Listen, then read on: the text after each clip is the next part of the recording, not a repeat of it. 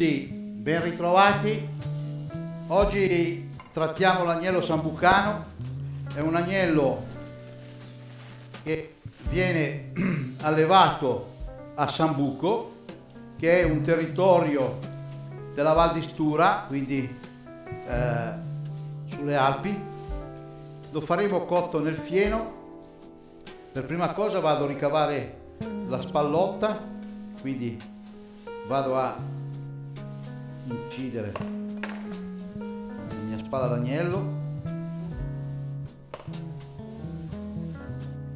in modo da separare il pezzo che ci serve. Il contenitore che useremo è come un testo e quindi la misura è quello che ci interessa, è questa qua. Fatto questo, il primo passaggio che andiamo a salvaguardare questo prodotto è di metterlo in infusione con un poco di latte. Usiamo latte di capra,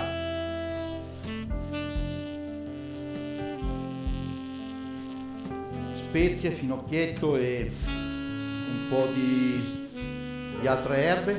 Mettiamo anche qualche altra erba che poi ritroveremo come profumo all'interno della preparazione, un po' di menta, un po' di maggiorana, un po' di salvia.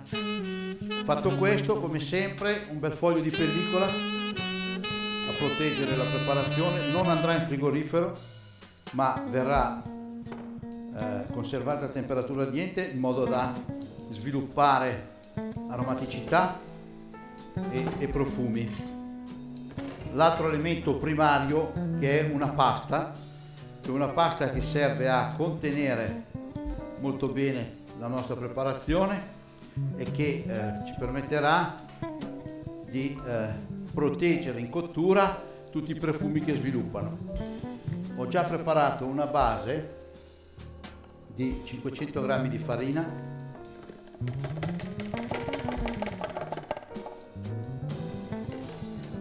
g di olio, circa 250 g di acqua. Facciamo partire la macchina e lasciamo impastare. Possiamo definirla anche pastamata, ha una buona elasticità, è simile alla strudel ma non è uguale. In questa pasta possiamo mettere anche il latte come elemento legante. Prendo del latte di capra nuovo e andiamo a predisporre una base per far cagliare il nostro latte. Lo mettiamo adesso a marinare in latte freddo e poi andiamo a riscaldarlo una volta pronta la pasta. Dobbiamo scaldarlo senza farlo arrivare a ebollizione, in modo che coaguli e si possa ricavare una formaggetta d'accompagnamento alle nostre preparazioni. Come sempre dobbiamo regolarci un poco con l'acqua. Questa farina è una farina tipo 1, quindi ha un po' di ceneri, quindi la pasta rimarrà un po' più scura. Quindi ci spostiamo dall'altro lato e mettiamo a scaldare leggermente il nostro latte con il limone a fette e un poco di sale e zucchero. Quindi facciamo scaldare bene in modo che il latte coaguli un po'.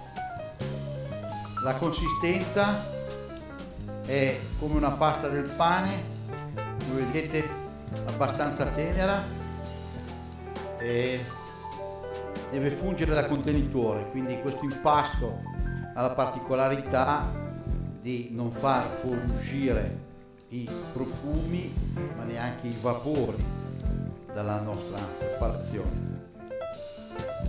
Una volta tirata liscia la mettiamo a riposare sempre con la pellicola a proteggere dall'ossidazione. Gli altri elementi sono il fieno e un po' di erbe.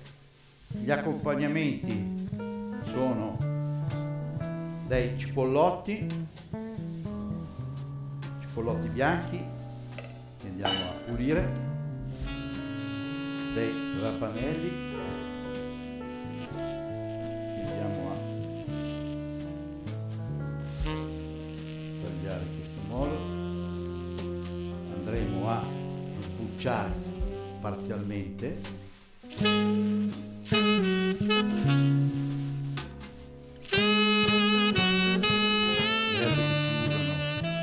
preparazioni. Sono sempre delle erbe che rispecchiano il territorio di alimentazione, quindi radici, tuberi, germogli, e poi possiamo aggiungere tutti gli elementi aromatici che vogliamo. Anche la carota la sbucciamo molto bene, ne eliminiamo la parte alta, ne tagliamo solo la parte bassa. Questi sono i vegetali. L'altro vegetale è una rapa rossa che andiamo a tagliare in questo modo.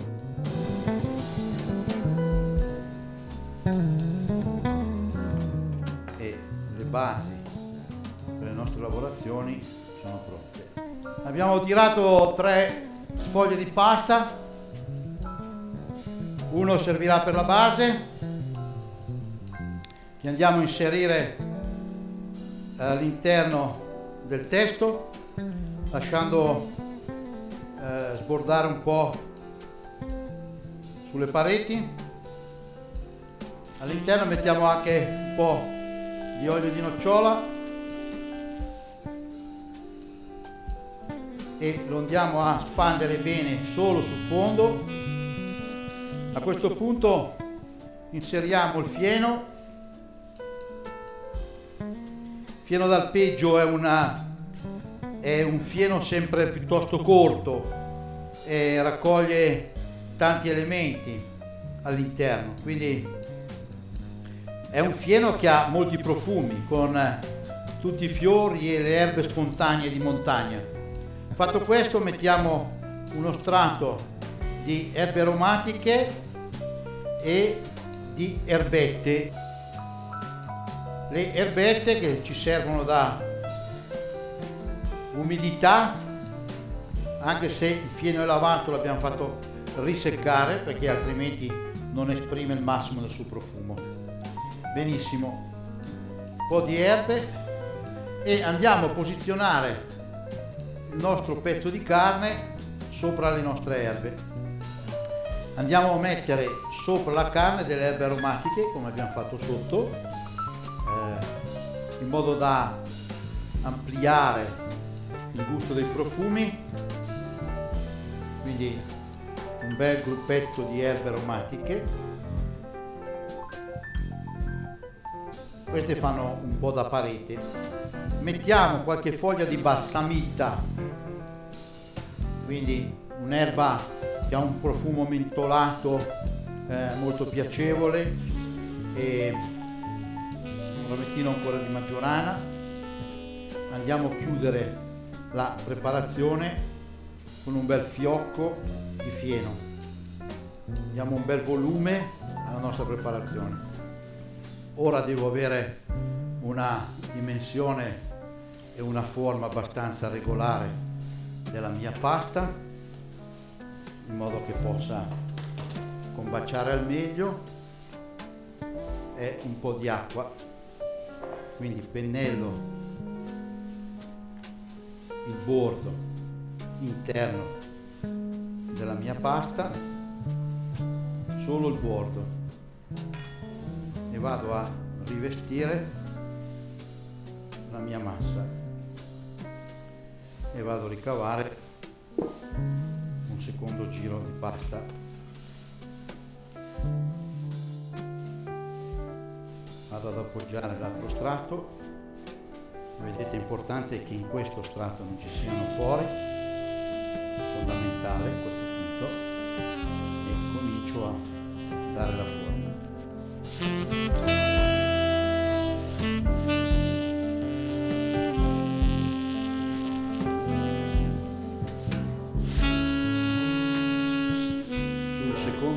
dell'olio, mettiamo un po' di olio,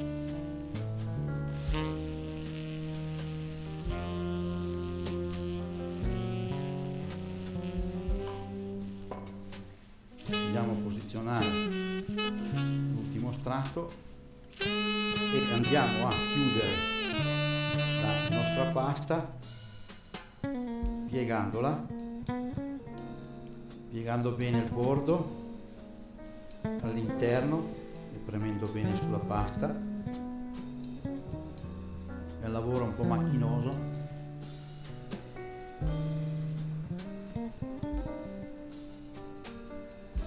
e lo vado a sigillare bene. A questo punto va in forno. Ci vorranno 15-20 minuti, 25 per cuocere il nostro agnello, e quindi dobbiamo attendere quel tempo. Bene, l'accompagnamento alla nostra spalla d'agnello saranno le verdure cotte in forno, leggermente bruciate, che hanno questa sensazione di verdura di campagna. Quindi mettiamo i cipollotti, inseriamo la nostra patata e inseriamo anche la carota. Non ultimo la barbabietola. Le uniche due verdure che non cuoceranno in forno sono i rapanelli. I rapanelli li lasciamo intatti. Aggiungiamo un po' di sale e li lasciamo cuocere separatamente in forno.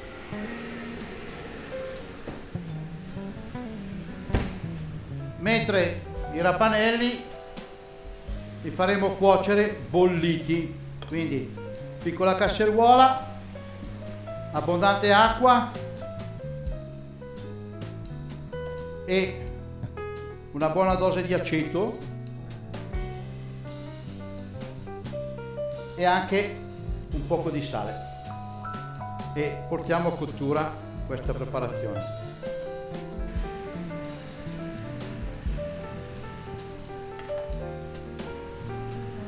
Ovviamente questo piatto va direttamente in sala prima di essere aperto, in modo che il cliente possa vedere l'elaborato e poterne comprendere l'elaborazione.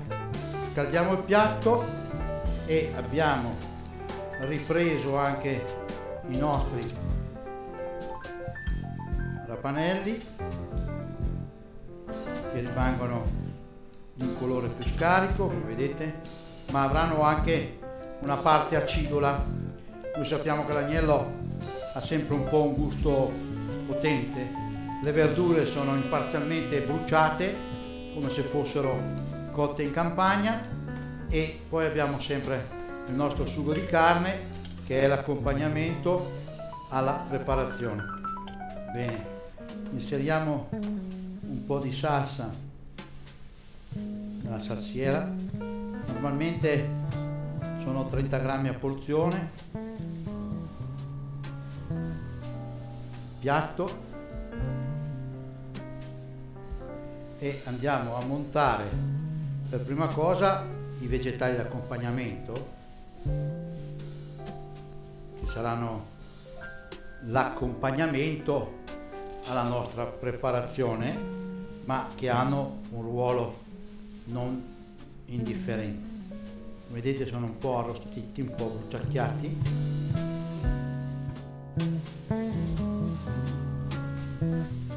A questo punto,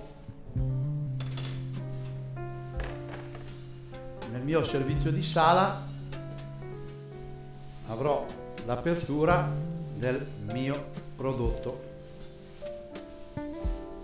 Già in questo momento si sente il profumo del fieno che fuoriesce.